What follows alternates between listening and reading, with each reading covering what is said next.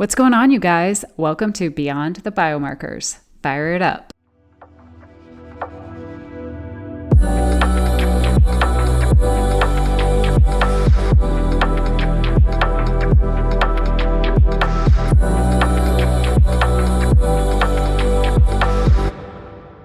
What's up, y'all? I'm your host, Carrie Rochelle, Doctor of Integrative Medicine candidate, registered dietitian, functional medicine practitioner, expert witness, and yoga teacher with a gift of psychic medical intuition. I've dedicated my career to uncovering the root causes of symptoms and diseases, pushing beyond conventional pathways to health. In each episode, we dive into the hard data of health metrics and pair it with the subtle whispers of your soul. This podcast is your toolkit for transforming health and embracing happiness. Together, we explore rigorous medical research, decode the messages our bodies send us, and dive into our emotional landscapes. We're connecting the dots between nutrition, environment, and emotional health, blending scientific facts with intuitive wisdom to empower you with the knowledge to live your best life. Hey, what's up, you guys? Welcome back to another episode of Beyond the Biomarkers. Nutrition plays a pivotal role in the prevention and management of chronic diseases. This episode will highlight how a strategic approach to diet can combat conditions like heart disease, diabetes, autoimmune disorders, cancer, and more, which underscores the adage, food is medicine. Before we jump in, I have a special gift for you, my Simple Nutrition Guide and 14-Day Gut Health Challenge. It's designed to transform your gut health with delicious, easy-to-prepare recipes and actionable daily steps. This guide is your first step towards a healthier you. Check out the link in the show notes to claim your free guide. It's at carrierochelle.com/challenge. Let's dive in.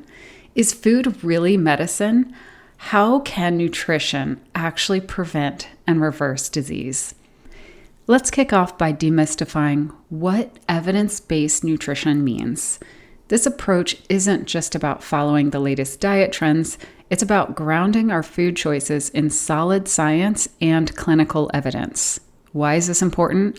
Because it combines rigorous research, clinical expertise, and your personal dietary needs to formulate guidance that's not just scientifically accurate, but also perfectly tailored to you. This is why evidence-based nutrition stands as a beacon of reliability in the often confusing world of dietary advice. Why is nutrition absolutely pivotal for health? Look, there's a wealth of research linking specific nutrients and overall dietary patterns to the prevention and even reversal of diseases. For instance, studies show that Mediterranean and plant-based diets can significantly reduce the risk of cardiovascular diseases. Note I said plant-based diets, not vegetarian diets. Plant-based diets are different, where they're based on vegetables, but they absolutely incorporate animal-based proteins. So, in the realm of diabetes management, low glycemic index diets are proven to help stabilize blood sugar levels. And when it comes to autoimmune conditions, anti-inflammatory foods play a key role in symptom management. It's crucial to understand that it's not just about eating random healthy foods, but about creating a balanced diet that supports specific health outcomes. Each nutrient plays a role, like omega-3 fatty acids reducing inflammation, antioxidants protecting our cells, and fiber promoting digestive health. All of those contribute to a well-rounded, disease-fighting eating plan.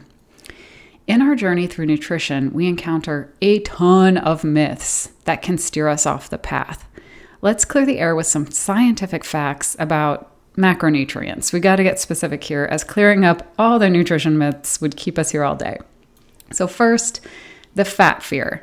Not all fats are enemies. It's essential to differentiate between harmful trans fats and beneficial unsaturated fats found in foods like avocados and nuts. Moving on to carbohydrates, the story is similar. Not all carbs are detrimental. While simple sugars can spike your blood sugar levels, some other foods may also spike your blood sugar levels depending on how they react with your body. My dogs are barking. Complex carbohydrates packed with fiber can be part of a healthy diet, but you need to understand that some complex carbohydrates, like oatmeal, can also spike your blood sugar. Look into it, you'll find out. And proteins, while essential, more isn't always better. Excessive intake is not good. Understanding these nuances helps us navigate our diets better and make choices that truly align with our body's needs. Through this discussion, I aim not just to educate, but to equip you with the knowledge to critically evaluate dietary trends and make informed choices that bolster your health, tailored specifically to your body's requirements. This is the power of evidence-based nutrition. It's personal, it's scientific, and it's transformative. Now, shifting gears a little bit, I want to talk about ketosis. Ketosis is a fascinating metabolic state where the body, deprived of sufficient carbohydrates, starts to burn fat for fuel, producing ketone bodies. This shift not only impacts our energy levels, but also plays a significant role in health and disease management. Achieving ketosis requires specific dietary adjustments, primarily a significant reduction in carbohydrate intake, coupled with a focus on healthy fats and moderate protein. This process involves more than just counting carbs. It's about making thoughtful choices to encourage your body to tap into its fat reserves for energy. You've probably heard about the role of ketosis in weight loss, right? But the role of ketosis extends far beyond weight management and touches on therapeutic potentials, particularly in cancer treatment. Research suggests that the ketogenic diet may help starve cancer cells by reducing the supply of glucose to them, on which many types of cancer cells heavily rely on to thrive. This metabolic shift can potentially slow tumor growth and enhance the efficacy of conventional treatments, though still it's an area that's under intense study, and the benefits seen in some research provide a compelling argument for considering ketosis as part of a broader cancer management strategy. It's important to approach this with a scientific lens, recognizing the potential alongside the need for more comprehensive clinical trials. Now, I want to talk a little bit about my dog, Katie. Some of you may have known her. She was a golden retriever. I called her Katie Claire with lots of hair, Cooper, and she was the perfect dog. Now, my dogs are sitting outside my door right now. Bruce and Jules, they are also perfect. But I want to talk about Katie because when she was 11, she was diagnosed with cancer. She had a tumor in her uterus. She had a tumor in her lung.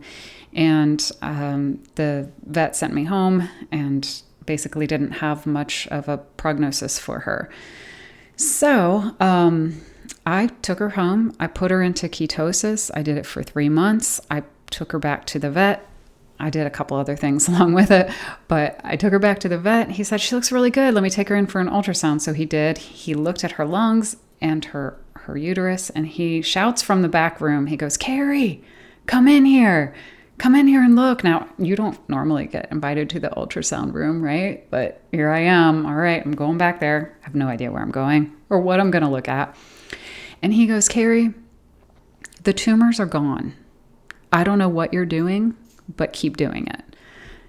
Katie went on to live until she was almost 14 years old, and she died of other causes. So the power of ketosis as a metabolic therapeutic is extremely powerful. Now, the percentage of macronutrients that you use and the breakdown of them would be different for weight management ketosis versus ketosis for cancer. They're much more strict for that type of therapeutic. Ketosis for cancer, what I put Katie into required something like 2% carbohydrate, literally 2 to 3% carbohydrate. Then she was 80% fat and 17 to 18% protein. That's how strict it needs to be for cancer reversal. Now, this is a powerful testimony, and I have been able to repeat this in other dogs. And I shouldn't forget humans. I can repeat this in dogs, and I've repeated it in humans.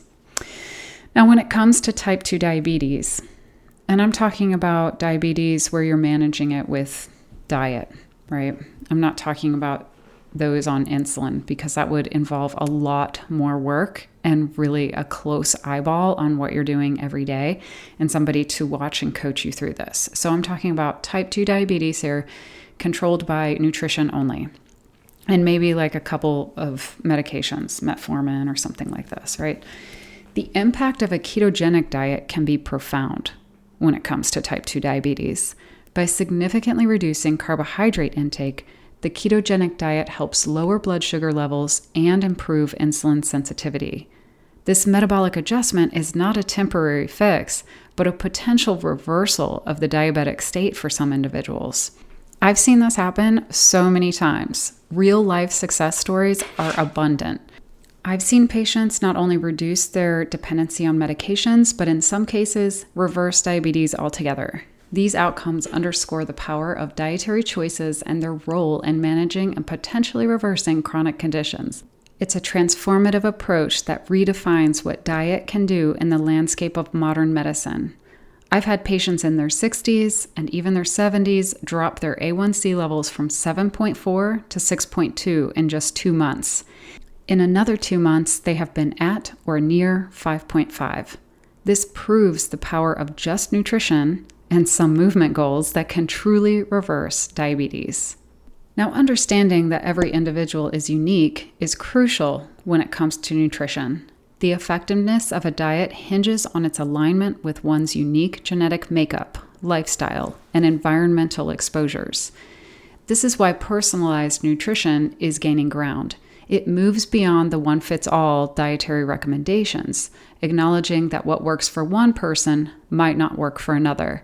Factors like genetic predispositions, activity levels, and even environments we live in can significantly impact how our bodies process different foods. Tailoring nutrition to meet these personal nuances can dramatically improve health outcomes, from enhancing energy levels to preventing specific diseases. So how do we go about crafting these personalized nutrition plans? The first step is a comprehensive assessment of your nutritional needs, which includes understanding your medical history, dietary preferences, and lifestyle habits.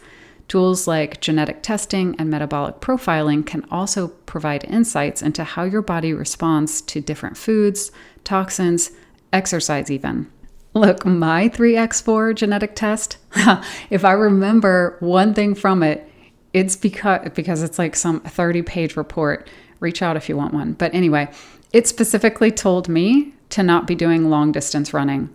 I was like, I got a genetic excuse. It's not my thing. Really, it's not. And it's good if it's yours. That's cool. We all have our things. But anyway, once we gather this crucial information, like genetics, the next step is to develop a dietary strategy that addresses your specific needs, goals, and preferences. This might include adjusting macronutrient ratios. Now, this is getting really specific here, but you also want to incorporate foods that support specific health conditions and identify potential food intolerances for your body. There are resources out there for tracking food intake and symptoms, and platforms that offer personalized meal planning that can be invaluable in this process. You may want to consider integrating structured nutritional programs like my Fast 360 metabolic diet, or the Renew and Detox 28-day Paleo Gut Plan, or my Positive Pathways program. These programs are designed to jumpstart your journey toward better health by focusing on metabolic health, detox and gut health, and comprehensive nutrition, education, and lifestyle factors.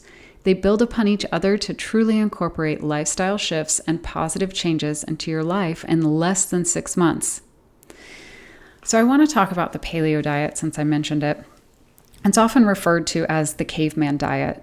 It emphasizes a return to the eating habits of our ancestors. This means focusing on whole, unprocessed foods that were available to hunter-gatherers, primarily vegetables, fruits, nuts, seeds, and lean meats.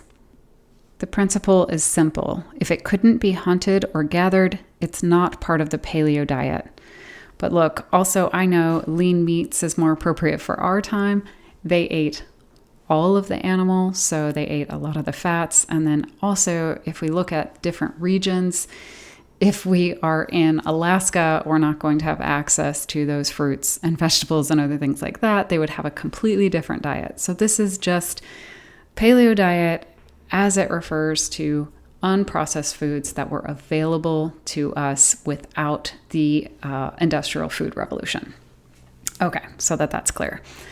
By cutting out highly processed foods, grains, legumes, and dairy, which are believed to contribute to inflammation and various health issues, the paleo diet aims to promote a more natural way of eating that aligns with our genetic makeup. In the paleo diet, the emphasis on whole, unprocessed foods brings a multitude of benefits, particularly through the inclusion of antioxidant-rich fruits and vegetables, minerals, and other nutrient-dense foods. Antioxidants in fruits and vegetables play a crucial role in combating oxidative stress and inflammation, which are key contributors to chronic diseases. Sprouted and fermented foods are included in this diet for their enhanced digestibility and increased levels of beneficial enzymes, vitamins, minerals, and can help improve gut health. Bone broth, another paleo staple, is rich in amino acids, collagen, and trace minerals, all of which support joint health, digestion, and immune function. Dark chocolate, when enjoyed in its pure, minimally processed form, offers powerful antioxidants called flavonoids, known for their cardiovascular benefits. Additionally, the paleo diet promotes the intake of omega-3 fatty acids from sources like wild-caught fish and grass-fed meats, which are essential for reducing inflammation, supporting brain health, and maintaining heart health. Together, these elements make the paleo diet incredibly beneficial for overall well-being, aligning with our genetic predispositions towards natural and unprocessed foods that are good for our gut microbiome, our gut lining, and cellular health, decreasing overall inflammation. The health benefits of the paleo diet are wide-ranging and well supported by research. One of the most significant advantages is improved digestive health, as the diet is rich in fiber from a variety of fruits and vegetables and devoid of processed foods that can irritate the gut. Additionally, the high intake of lean proteins and healthy fats helps to stabilize energy levels throughout the day, reducing the spikes and crashes often associated with high carbohydrate diets. The paleo diet also supports overall well-being, with studies showing improvements in body weight, reduced inflammation, and better control of blood sugar levels, contributing to reduced risk of chronic diseases. Integrating the paleo diet into a personalized nutrition plan can be both approachable and practical. Start by gradually reducing processed foods and introducing more whole foods into your diet. Here are some practical tips. 5 ways. Let's go with 5 ways. 1. Stop drinking your calories. 2. Swap out grains for vegetables. Instead of rice or pasta, try cauliflower rice or spiralized veggies or starchy veggies like acorn squash or butternut squash. 3. Choose high-quality proteins. Opt for grass-fed beef, wild-caught fish, and free-range poultry. 4. Incorporate healthy fats. Include sources like avocados, olive oil, and nuts. And lastly, number 5, experiment with paleo recipes. There are countless paleo-friendly recipes and blogs available that can help make the transition enjoyable and varied. For those new to paleo or any dietary shift, it's important to listen to your body's responses and adjust accordingly. Personalized nutrition is about finding what works best for your unique body, and sometimes that means even customizing the most well-defined diets like paleo to better suit your individual needs and health goals. Like, I enjoy including A2 dairy products into my plan. There it is again, A2 milk, A2 dairy. I really like A2 fermented dairy products. And I will talk about what the difference of A2 dairy is on my next podcast. How about that? Because now I think I've mentioned it in 3 podcasts. All right, so now we know what we're talking about next time. I want to talk about one more thing before we hop off here today, and it's autophagy. Autophagy is a fascinating and vital process within our cells. It's essentially the body's way of cleaning out damaged cells in order to regenerate newer, healthier cells. Picture it as an internal maintenance system that helps keep our cellular machinery running smoothly. Autophagy translates to self-eating. I know, really appealing. But the process involves the cell breaking down and recycling parts of itself that are damaged or no longer needed. And this is crucial for cellular health and maintenance, helping to prevent malfunctions and diseases. Fasting is one of the most effective triggers for autophagy. There are various types of fasting that can induce the cellular cleaning process, including intermittent fasting, which is when you cycle between periods of eating and fasting, periodic fasting, which is fasting for several consecutive days, a few times a year, and prolonged fasting, which is fasting for more than 48 hours. It usually includes 5 days. Each type of fast stimulates autophagy to different extents, but they all contribute to enhanced cellular repair and maintenance, which can lead to improved health and increased longevity. The health benefits of autophagy are profound, especially when it comes to chronic disease management. By promoting cellular renewal and reducing the accumulation of damaged cells, autophagy can help reduce inflammation to support immune function. This has implications for a variety of chronic conditions, including autoimmune diseases, metabolic disorders like diabetes, and even some forms of cancer. Enhanced autophagy can also improve metabolic health, aiding in the management of conditions like obesity and, like I said, diabetes. Incorporating fasting into your lifestyle can seem daunting, but with the right approach, it can be safely integrated. Start with intermittent fasting, perhaps beginning with a 16-hour fasting window and an 8-hour eating window. So that's basically called time-restricted eating. Gradually, as your body adapts, you can extend the fasting period if desired. It's important to listen to your body, though, and adjust your fasting regimen accordingly. Make sure to stay hydrated and consider nutrient timing and quality during your eating window to maximize health benefits. While fasting offers many benefits, it's not suitable for everyone. Individuals with pre-existing health conditions like type 1 diabetes, insulin-dependent type 2 diabetes, as well as pregnant or breastfeeding women should consult with a healthcare professional before starting any fasting regimen. And it's critical to approach fasting with caution and to be aware of your body's responses, adjusting your practices based on personal health needs and under professional guidance. I'd also not recommend fasting to anyone who has a history of an eating disorder or who is currently under a lot of stress. Fasting is a hormetic stressor, which is a stressor that yields positive results like lifting weights, but it's not always appropriate. As we wrap up today's episode, let's take a moment to revisit the key insights we've explored. We began by defining and diving into evidence-based nutrition, highlighting how a diet grounded in scientific research can significantly influence our health. We uncovered the mechanism and benefits of ketosis, especially in relation to managing diseases like cancer and diabetes. We also discussed the paleo diet, emphasizing its focus on whole, unprocessed foods and the numerous health benefits it offers. One of the central themes today has been the profound truth that food is indeed medicine. By choosing what we eat wisely, we have the power to prevent and even reverse chronic diseases, enhance our energy levels, and improve our overall well-being. I encourage each of you to take this information and think about how it can be applied to your own life. Whether you're considering the adoption of a ketogenic lifestyle, exploring the paleo diet, or just starting to integrate more evidence-based nutritional practices, there's a wealth of opportunity for health improvement. Next week, make sure to tune in. I guess I said it, our next podcast is on A2 dairy. Ever wondered what the heck A2 means or how it's different from the regular dairy you buy? We'll exploring all that and more, breaking down the science and the potential health benefits of A2 milk. It's a topic you won't want to miss, especially if you're curious about how small changes in your diet can lead to big improvements in your health. So make sure to tune into our next episode where we'll dive into everything all about A2 dairy. And if you haven't already, please subscribe to our podcast, rate me, and leave a review. Your feedback not only helps me improve, but it also helps others find us and start their journey towards better health. Let's keep the conversation going and build a community that's informed, empowered, and inspired. Thank you so much for listening. And remember, until next time, keep tuning in, keep exploring. Wellness is a dialogue. Every step you take toward understanding your body and mind is a step towards a healthier life. And ultimately, our health truly is our happiness.